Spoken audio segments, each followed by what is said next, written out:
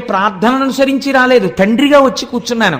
నేను తండ్రినని నా కోసం వాడంత శ్రమపడి డబ్బు ఖర్చు పెట్టుకుని వచ్చాడు, మరి ప్రత్యేకం రాయొద్దు వాడి పేరు.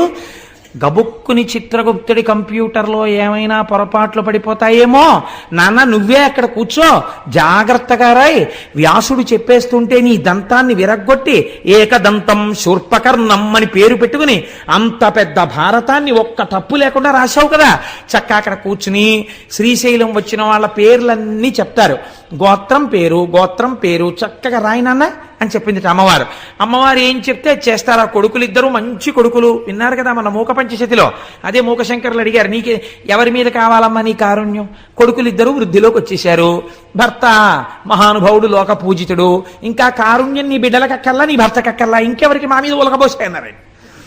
అలా అమ్మవారు ఎంత కారుణ్యమూర్తి అక్కడ పెట్టింది ఆయన్ని, నువ్వు రాయిరా అబ్బాయింది.